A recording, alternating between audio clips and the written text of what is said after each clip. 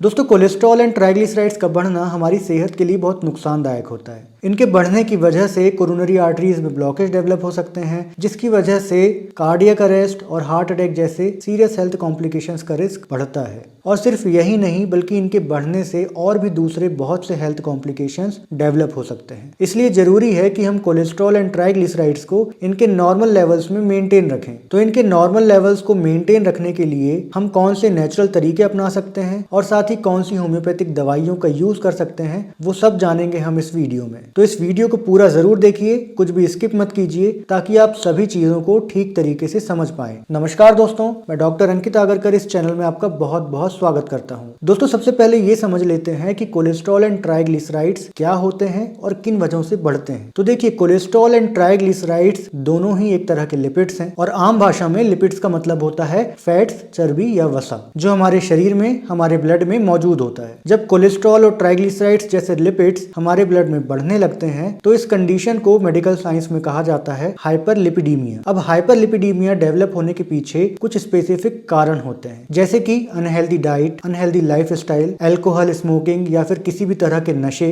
किसी भी तरह का स्ट्रेस, किसी भी वजह से अपनी नींद को ठीक तरीके से पूरी न करना, और साथ ही जेनेटिक्स भी इसका एक बहुत बड़ा कारण है। तो इन लिपिड्स के नॉर्मल लेवल को मेंटेन रखने के लिए जो सबसे पहला काम हम कर सकते हैं वो है हेल्दी डाइट कंज्यूम करना। अब हेल्दी डाइट का मतलब है कि आपकी डाइट में हर तरह के वेजिटेबल्स, हर तरह के फ्रूट्स, हर तरह की दालें, हर तरह के अनाज, ये सब आपकी डाइट में सही मात्रा में आपको लेना चाहिए। साथ ही आपकी डाइट में ऐसी चीजें नहीं होना चाहिए जिनमें extra oil, extra sugar, extra salt, saturated fats, trans fats, ये सारी चीजें मौजूद हों। सैचुरेटेड फैट्स और ट्रांस फैट्स हमारी सेहत के लिए बिल्कुल भी ठीक नहीं होते हैं और इन्हीं की वजह से कोलेस्ट्रॉल और ट्राइग्लिसराइड्स बढ़ते हैं। इसलिए जरूरी है कि हम इस तरह के फैट्स को अवॉइड करें या कम कंज्यूम करें। ये दोनों तरह के फैट्स कुछ स्पेसिफिक टाइप के फूड्स में होते हैं। अगर हम उन फूड्स को लिमिट में कंज्यूम करेंगे तो इस तरह के अनहेल्दी फैट्स से हम बच सकते हैं। इन स्पेसिफिक टाइप के फूड्स में जो फूड्स शामिल हैं वो है non vegetarian foods, dairy products जैसे कि दूध, दही, मक्खन, मलाई, पनीर या दूध से बना कोई भी आइटम। इसके अलावा processed foods, deep fried foods, pizza, burger, noodles, pasta, bakery के items, cake, biscuits, pastries, breads, फिर पैकेज्ड फूड जैसे कि ice creams, cold drinks, fruit jams, sauces, chocolates, ये सब चीजें भी बहुत ही ज्यादा हार्मफुल होती हैं। तो ये जितनी भी चीजें हैं इनको रेगुलरली कंज्यूम करना हमारी सेहत के लिए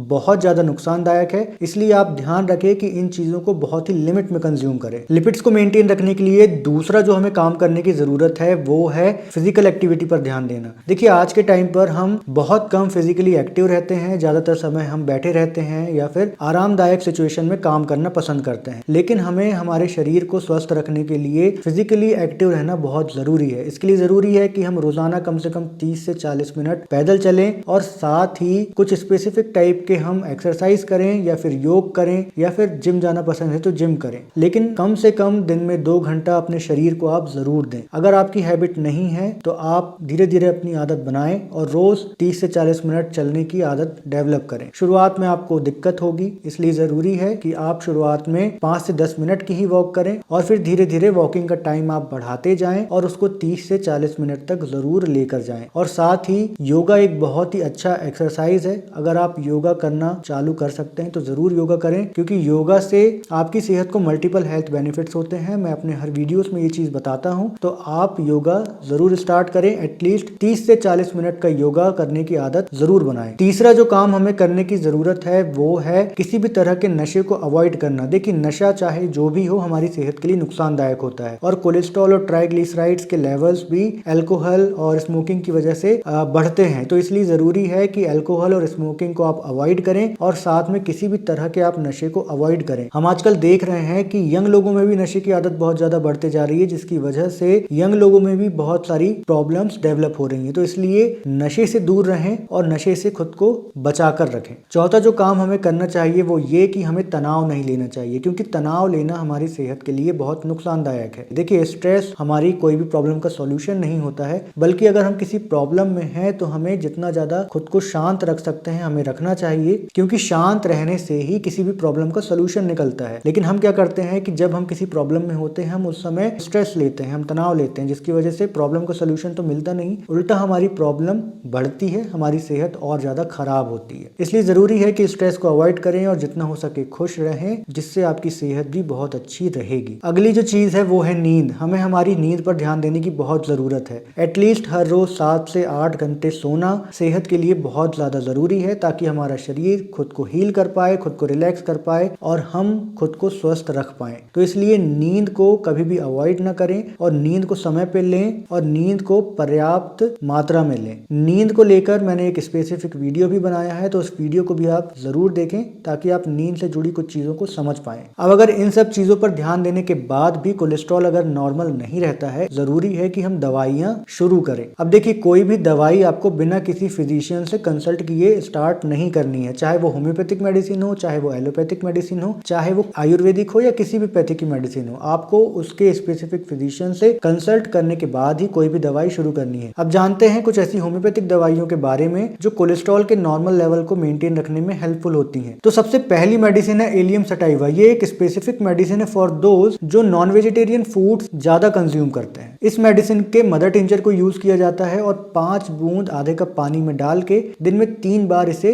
पीना पड़ता है और 1 महीने के लिए कंटिन्यू इस मेडिसिन को लेना होता है। दूसरी मेडिसिन है अल्फा अल्फा। ये एक बहुत ही अच्छी मेडिसिन है। अगर किसी का कोलेस्ट्रॉल बढ़ा हुआ है तो उसके लेवल को कम करने के लिए ये काफी इफेक्टिवली काम करती है। इस मेडिसिन के मदर टिंचर की 10 बूंद आधे कप पानी में डालकर दिन में 4 बार लेना होता है और 1 महीने तक कंटिन्यू इस मेडिसिन को लेना होता है। तीसरी मेडिसिन है एवेना सटाइवा। अगर किसी को कोलेस्ट्रॉल बढ़ने की समस्या है और साथ में डायबिटीज भी है तो उनके लिए ये मेडिसिन काफी यूजफुल है। इस मेडिसिन के मदर टिंचर की 5 बूंद आधे कप गुनगुने पानी में दिन में 3 बार लेना होता है और इसे भी 1 महीने के लिए लेना होता है। अगली मेडिसिन है बर्बेरिस वल्गेरिस। ये भी एक अच्छी मेडिसिन है कोलेस्ट्रॉल लेवल को कम करने के लिए। इस मेडिसिन की 10 बूंद आधे कप पानी में डालकर दिन में 3 बार लेना होता है और इसे भी 1 महीने तक लेना होता है। पांचवी मेडिसिन है अम्बलिका। ये मेडिसिन भी काफी अच्छी होती है कोलेस्ट्रॉल लेवल को कम करने के लिए। इस मेडिसिन के मदर टिंचर की 10 बूंद आधे कप पानी में डालकर दिन में 3 बार लेना होता है और इसे भी 1 महीने तक लेना होता है। अगली मेडिसिन है जिनसेंग। ये भी कोलेस्ट्रॉल लेवल को कम करने के लिए काफी इफेक्टिव मानी जाती है। इस मेडिसिन के मदर टिंचर की 10 बूंद आधे कप पानी में डालकर दिन में 3 बार लेना होता है और इसे भी 1 महीने तक कंटिन्यू लेना होता है। अगली मेडिसिन है लेसिथिन, जो कोलेस्ट्रॉल के लेवल को कम करने में, ब्लड में मौजूद किसी भी फैट को कम करने में हेल्पफुल होती है और हमारी सेल्स को भी ये हेल्प करती है कोलेस्ट्रॉल को सही तरीके से यूटिलाइज करने में। इस मेडिसिन को 12 पोटेंसी में दिन में 4 बार लेना होता है और इसे भी 1 महीने तक कंटिन्यू लिया जाता है। अगली मेडिसिन है लाइकोपोडियम क्लेवेटम। ये भी एक बहुत अच्छी मेडिसिन है कोलेस्ट्रॉल के लेवल को कम करने में। अगर किसी को फैटी लीवर की समस्या है तो उसमें भी इसे लिया जा सकता है। इस मेडिसिन को 200 पोटेंसी में हर 4 घंटे में लेना होता है। तो दोस्तों, ये थी कुछ होम्योपैथिक दवाइयां जो कोलेस्ट्रॉल को कम करने में और ब्लड में मौजूद फैट को कम करने में हेल्पफुल होती हैं। तो इस वीडियो में बस इतना ही। अगर ये वीडियो आपको इन्फॉर्मेटिव और वैल्यूएबल लगा हो तो इस वीडियो को लाइक करना, शेयर करना और चैनल को सब्सक्राइब करना बिल्कुल न भूलें। तो मिलते हैं अगले वीडियो में, तब तक के लिए जय हिंद, वंदे मातरम।